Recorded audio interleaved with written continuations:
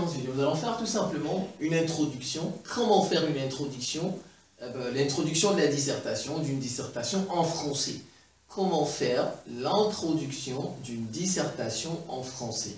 Alors d'abord, comment on dit les principes, la règle, comment fait-on, et ensuite un exemple. Alors c'est parti. La dissertation, ou bien l'introduction à 3 parties. Bien sûr, il faut d'abord, il faut avoir quand même un peu de la culture littéraire. Il faut connaître les notions qui sont au programme. Il faut connaître ce que c'est qu'un genre, les registres, les différents courants littéraires, ainsi de suite. Ouais, c'est important. C'est pas seulement je prends un sujet et puis non. Il faut quand même un peu avoir de la culture, on va dire ça comme ça, de la culture littéraire. Alors donc il faut bien étudier, on va dire les notions, les courants, les concepts qui sont au programme. Alors, et utiliser bien sûr tout ce que vous avez appris depuis le collège, parce que c'est utile. Les différentes lectures que vous avez faites au collège, que ce soit, je ne sais pas trop, Le Prince que vous avez lu, tout ça, c'est utile. Ça peut vous servir. C'est ce qu'on appelle en fait avoir un bagage littéraire, de la culture littéraire. Alors, l'introduction, il a 3 parties. Il y a la contextualisation du sujet. La première partie de l'introduction, c'est la contextualisation du sujet. Contextualiser le sujet. C'est le contexte. Voilà, c'est ça tout simplement. Alors donc, il faut amener le sujet. Amener le sujet, on dit amener le sujet, c'est en fait, c'est l'entrée en matière. C'est l'entrée. Comme par exemple, vous voyez les joueurs, ils entrent, c'est l'entrée. Voilà, c'est l'entrée. On appelle ça encore, c'est l'accroche. Parce que ça doit accrocher. Regardez par exemple la presse. Quand vous lisez le journal, un titre, vous allez voir le titre. Le journaliste, il a mis un grand titre là-bas. Il dit, le président par exemple est mort. Vous voyez? Mais en fait, il n'explique pas. C'est dans l'article qui va expliquer les circonstances, par exemple, de la mort du président. Bon, il était malade, il est parti comme ça. Mais au début, vous voyez, il a mis un grand titre.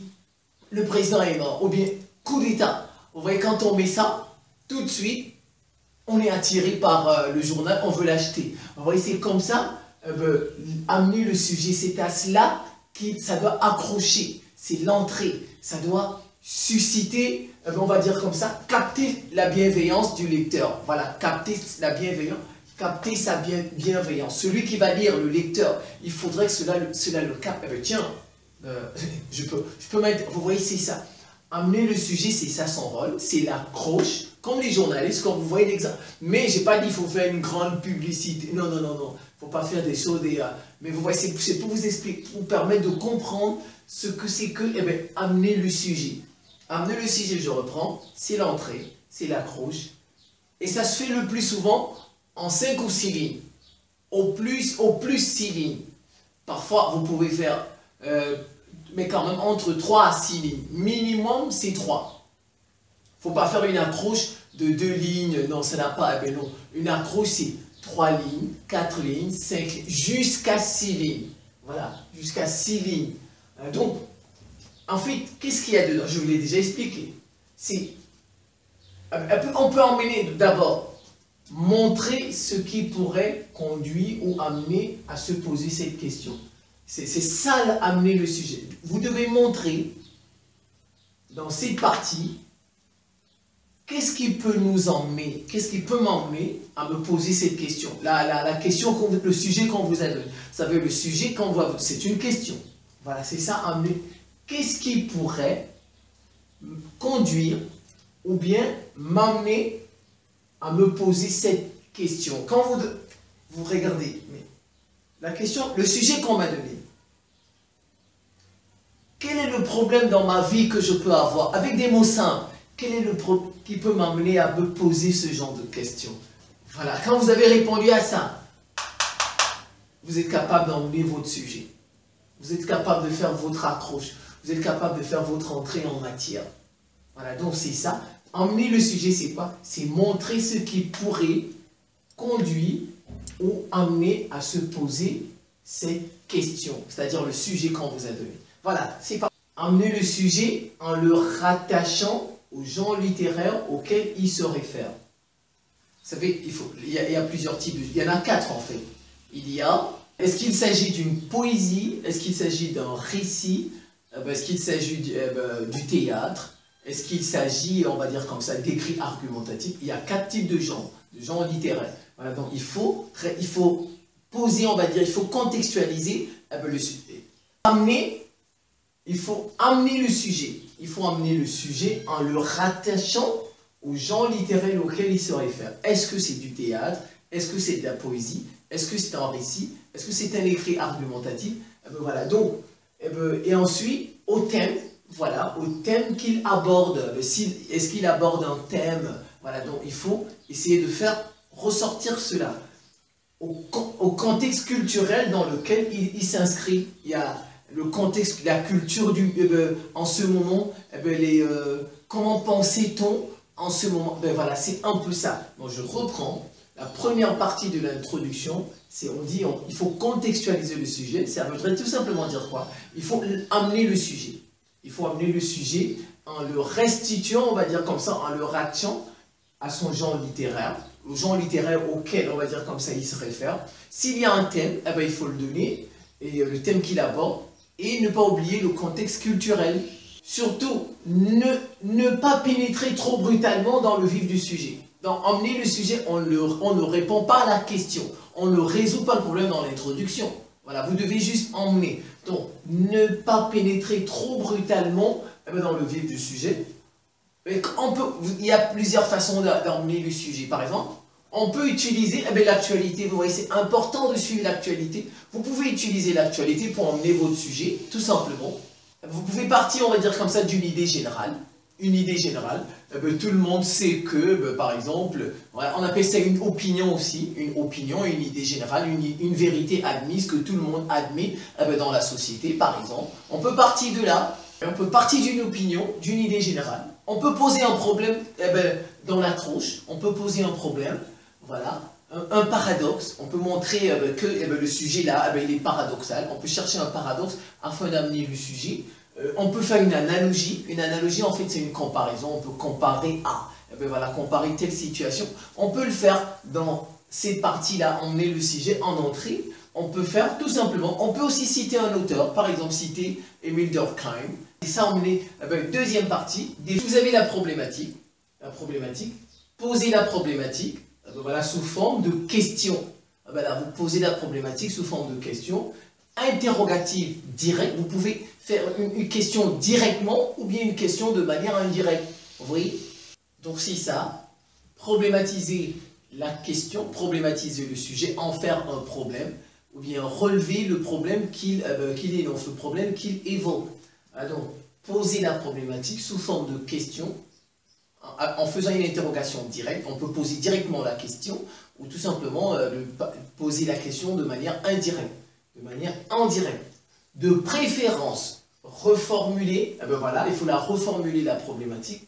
Personnellement, pour l'expliciter avec vos propres mots, il faut la reformuler, c'est tout, avec vos propres mots, pour en fait, la question qu'on vous a donnée, reformulez-la avec vos propres mots, afin de l'expliciter, afin de la rendre claire, de la rendre plus claire, voilà, un peu c'est ça. Donc je reprends, poser la problématique sous forme de question. Vous pouvez faire une interrogation directe ou bien une interrogation en direct. Voilà. Et de préférence, il faut reformuler, on va dire, la question qui vous a été posée, afin de la rendre plus claire, avec vos mots, hein, avec vos mots à vous, voilà, afin de la, bien sûr, il faut respecter la lettre et l'esprit de la question qui a été donnée. Il ne faut pas, sinon je risque de dire que vous avez fait un hors-sujet. Vous voyez un peu. Voilà, c'est ça. Ensuite, vous faites votre plan. Le plan, annoncer les grands axes. Voilà, annoncer les grands axes du plan. L'idée principale de chaque partie. Donc, il faut les grands axes. On va aborder tel axe, avec les parties. Donc, l'idée principale de chaque partie, en veillant à les articuler clairement à l'aide de connecteurs logiques.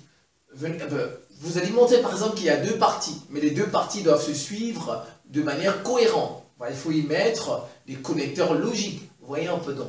Je reprends, annoncer les grands axes, c'est-à-dire on va parler de ceci, on va parler de cela. Voilà, et donc quand vous annoncez ces axes, il faut montrer les idées principales des axes, ou bien l'idée principale des axes, et ces idées doivent être enchaînées de manière logique. Voilà, il doit avoir un enchaînement logique. Il faut qu'il y ait de la cohérence. C'est ce que ça voudrait dire. Donc je reprends, annoncer les grands axes du plan, l'idée principale de chaque partie, veiller à ce ça se voit. Quand le lecteur ou bien le correcteur vous lit, il voit l'idée principale de chaque partie, et en veillant à les articuler, c'est-à-dire à faire un arrangement de manière claire à l'aide des connecteurs logiques tout simplement. Vous avez un sujet ici qu'on va prendre. Vous direz si la représentation théâtrale, est indispensable pour apprécier et comprendre une pièce de théâtre. Est-ce que la représentation théâtrale, le fait de partir au théâtre, la salle là, vous voyez la salle de théâtre où on joue là, voilà, est-ce que le fait d'y aller est indispensable pour apprécier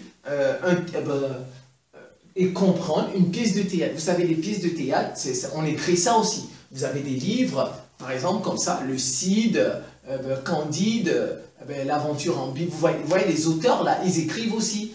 On vend les livres, là. Vous savez, est-ce que, ici, on nous dit, est-ce que lire le livre, ça suffit? Ou bien, est-ce que partir au théâtre, c'est indispensable? Allez voir ça, comment ça se joue, voir un peu son film, un peu si vous voulez. Est-ce que c'est indispensable? C'est ça le sujet. Donc, vous direz si la représentation théâtrale est indispensable. Et déjà, regardez, il faut repérer le genre littéraire. On parle du théâtre là-dedans. Vous voyez? Déjà, vous repérez votre genre littéraire, il s'agit du théâtre. Vous direz si la représentation théâtrale est indispensable pour apprécier et comprendre une pièce de théâtre. Dès quand je lis ça, je vois qu'il s'agit de confronter en fait deux points de vue. Voilà, il s'agit, quand on lit ça, on a deux points de vue. Certains pensent par exemple que le théâtre, ça suffit, c'est-à-dire aller à la représentation, aller dans la salle, regarder ça comme un film, que ça suffit. D'autres pensent que il suffit juste de lire l'œuvre. Si j'ai lu l'œuvre, ça me suffit. Vous voyez, il y a deux points de vue et qu'on va essayer comme ça de confronter. Vous voyez, il y a deux points. Et on tire de ce petit sujet deux points de vue. Voilà. Ou bien peut-être même un troisième. Il faut, on peut associer les deux. Aller au théâtre, vous voyez, aller au théâtre, et lire aussi voilà, il faut associer les. Donc vous voyez, c'est un peu ça. Alors c'est parti. Je vous ai fait une petite introduction. Je ne dis pas que c'est une proposition d'introduction. C'est une proposition. Je ne dis pas que c'est la meilleure, que c'est ça exactement. Non, peut-être que certains pourraient ne pas apprécier ainsi de suite. Mais c'est une petite proposition. Si ça peut vous aider, tant mieux. Regardez. Je vais contextualiser mon sujet. Parce qu'on a dit, il faut contextualiser, il faut amener le sujet en le rattachant au genre littéraire auquel il se réfère. Voilà, le contexte, il part de là jusqu'ici. Voilà, jusqu'ici. Regardez bien. Quiconque est déjà entré dans un théâtre se souvient des émotions ressenties. Vous voyez, quand on rentre dans une salle de théâtre ou bien dans une salle de cinéma, il y a des émotions. Voilà. Lors de la représentation, qui se souvient des émotions ressenties lors de la représentation? Vous voyez? Du sentiment de pénétrer dans un lieu spécial. On a comme impression qu'on rentre dans un lieu spécial. Voilà. De l'attente dans la salle. Vous voyez, on attend. Tout le monde est là, on attend. On dit, ça va commencer à quelle heure? Ainsi de suite. Vous voyez un peu de l'attente dans la salle. Des trois coups. Après, il y a quelqu'un qui va frapper.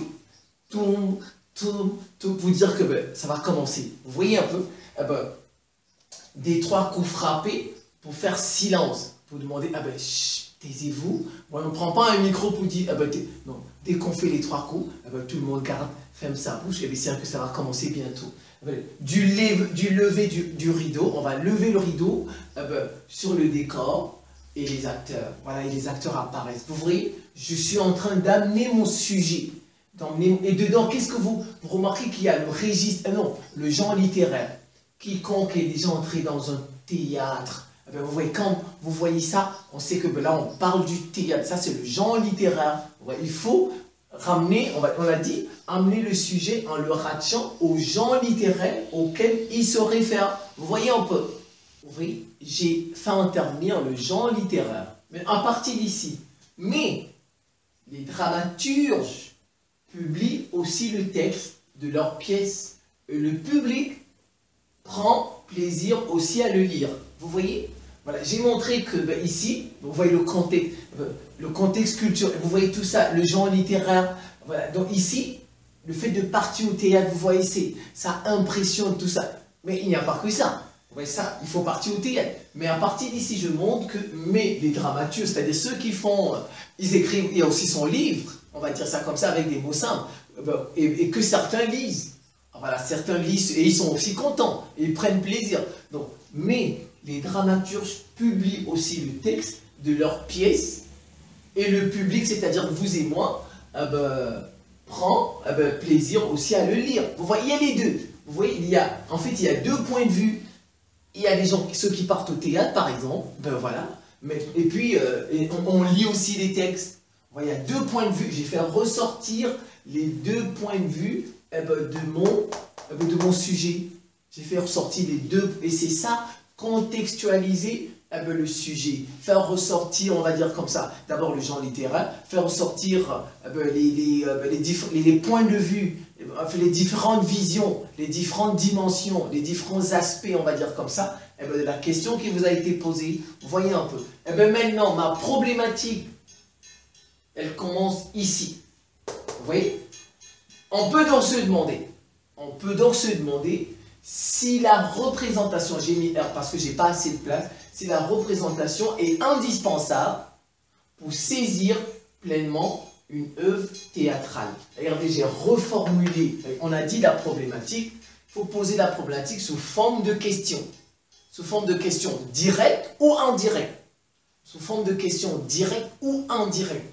Et la meilleure façon, c'est de reformuler personnellement et pour la rendre explicite, pour la rendre claire. Vous voyez donc, on peut donc se demander si la représentation est indispensable, la représentation d'une pièce de théâtre est indispensable pour saisir pleinement une œuvre théâtrale. Point. Vous voyez, j'ai posé une question, mais pas directement. Mais je n'ai pas mis un point d'interrogation, je l'ai fait de manière indirecte.